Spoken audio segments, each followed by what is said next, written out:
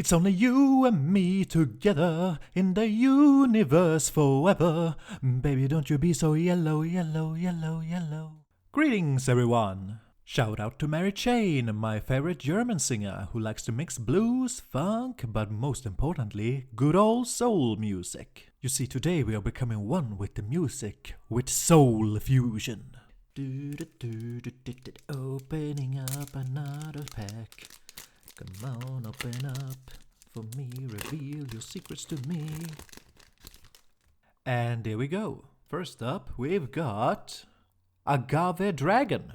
It's a worm Link 4 monster, and it depicts some sort of giant worm with all kinds of different heads, and you can summon it with 2+ monsters except tokens. If this card is Link summoned, you can apply these effects in sequence depending on the types of monsters in the GYs. Skip over any that do not apply. You can only use this effect of Agave Dragon once per turn. Inflict 100 damage to your opponent for each dragon. This card gains 200 attack for each dinosaur. All monsters your opponent currently controls lose 300 attack for each sea serpent, and you gain 400 life points for each worm. He's a cool one. I'm pretty clueless when it comes to the rules of Link summoning, to be honest, but I'd still like to have this guy simply because he's awesome. Moving right along, we've got Invincibility Barrier.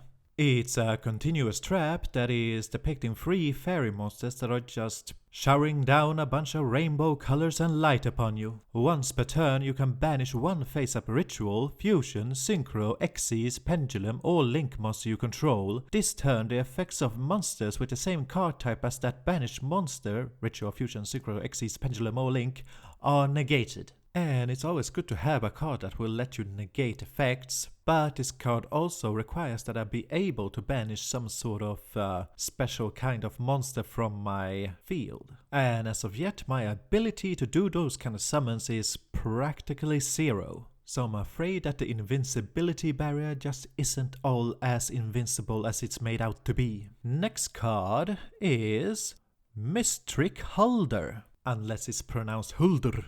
I'm just gonna say Hulder because it's funny to say. And she looks like some sort of pretty nature goth lady with cat ears made of petals with 2 antennas to boot. She's a 5-star spellcaster with an attack of 1500 and defense of a whopping 2400. Her effect is that if this card is normal or special summoned, you can discard 1 card, apply the following effect, depending on the type of card discarded. If you discard a monster, add 1 trap from your GY to your hand. If you discard a spell, add 1 monster from your GY to your hand. And if you discard a trap, add 1 spell from your GY to your hand. You can only use this effect of Mistrick Hulder once per turn. That's a pretty neat effect, but at the same time, she requires a lot of setup. Might be more trouble than it's worth. Back to the shadow with you. Coming up, we've got Ostinato.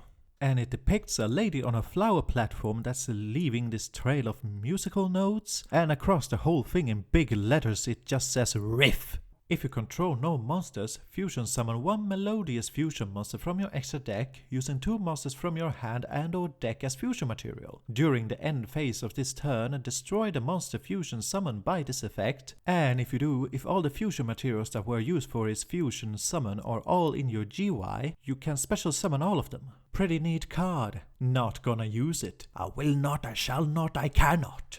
Next card we've got is Salomon Great Mere. Let's see, he's a 2-star Cybers monster with an attack of 800 and defense of 600. If this card is added to your hand except by drawing it for your normal draw, you can reveal this card, special summon it from your hand. If this card is in your hand, you can discard 1 other Salomon Great card, special summon this card from your hand. You can only use each effect of Salomon Great Mere once per turn. Seems like a card that'd be good for getting monsters on the field quickly as setup for other moves. Also, doesn't he kinda look like a burnt hot dog on 2 legs? Ain't got no use for spoiled food. Moving on, next up we've got Clockspot. He's a Link 2 Cybers monster, and he's a spear-wielding dude with a face for a chest piece. You know how we like to complain about female characters having stereotypical skimpy armor? Well, Sparto seems to want to show us how it looked like on a guy. And it's no less stupid. He needs 2 Cyberse monsters to be summoned and has an attack of 800. If this card is link summoned, you can add 1 Signet Fusion from your deck to your hand. If a monster is special summoned to a zone this card points to, except during the damage step, you can target 1 level 4 or lower Cyberse monster in your GY, special summon it, but negate its effects. Also, you cannot special summon monsters from the extra deck for the rest of this turn, except fusion monsters. You can only use each effect of Clockspot once per turn. I ain't got any Cyberse monsters to special summon this guy with. Why am I only getting things that require other things that I don't have? In the garbage with you, Clockspot. Let's hope I get something good with this one. It's Galaxy Cleric. Looks like a Quarian from Mass Effect if he was extremely devout. Have you ever heard about Space Jesus? Oh no. He's a 4-star spellcaster with 1500 attack and 600 defense. If this card is in your hand, you can target 1 Photon or Galaxy Xyz monster you control, attach this card to it as material. If this card is normal or special summoned, you can target 5 Photon and or Galaxy cards with different names in your GY, shuffle them into the deck, then draw 2 cards. You can only use 1 Galaxy Cleric effect per turn and only 1 stat turn. Once again, effects that I can't really use. At least he's stronger than the Salamander hot dog, but that's about it. Onward we go! And the next one we pull is Galaxy Brave. He's actually just Raiden from the Metal Gear universe, but even further into the future. He's an 8-star warrior with 0 attack and defense. What? If this card is in your hand, you can reveal 1 Photon monster in your hand, special summon this card, and if you do, its level becomes the level of that Photon monster. If this card is normal or special summoned, you can target 1 Galaxy monster in your GY, this card's attack and defense become that monster's attack and defense. You can only use each effect of Galaxy Brave once per turn. Today's not my lucky day. 8 bloody stars and yet you only copy other monsters. Brave my ass! Okay, we're at the last one. Let's hope it's a good one. It's Will of the Salomon Great! It's a shadowy dragon figure inside this whirlwind Inferno. It's a continuous spell card. During your main phase, you can special summon 1 Salomon Great monster from your hand or GY. You can send this face-up card from the field to the GY, then target 1 Salomon Great Link monster you control that was Link summoned using a monster with its name as material. Special summon Salomon Great monsters from the hand and or GY in defense position, up to the number of that monster's Link rating. You can only use 1 Will of the Salomon Great effect per turn and only 1 stat turn.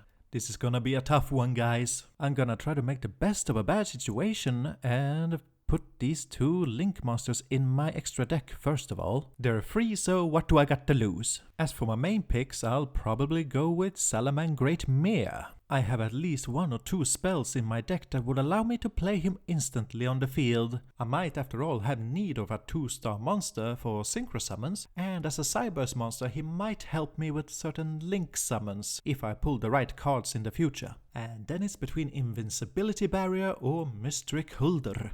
Hulder is a tricky monster to use, and Invincibility Barrier is a cool effect that I might not be able to use at all unless I get the right cards in the future. You know what? Screw it. We're going with Galaxy Cleric. Yes, his effects are useless to me. Yes, his stats are absolute crap, but he's a 4-star monster that I can normal summon no problem, and he could support my Hayate. Contrary to the other cards, I can at least rest assured that this one will be easy to use. Did I make the right choice, or did I commit a horrible mistake? Only time will tell, and potentially the comment section. But with that, we are wrapping up this episode. Hope you all enjoyed, and I'll catch you in the next one.